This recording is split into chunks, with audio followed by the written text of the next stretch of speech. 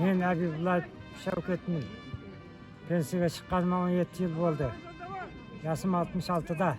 Осы ардагерлер спортқа қатысып отырмын. Бүгінгі іс-шараны Түркістан облысы ардагерлер ұйымы, Түркістан облысы төтенше жағдайлар департаменті бірлесіп келе жатқан 19 қазан құтқарушылар күніне орай спорттық іс-шара өткізіп жатырмыз.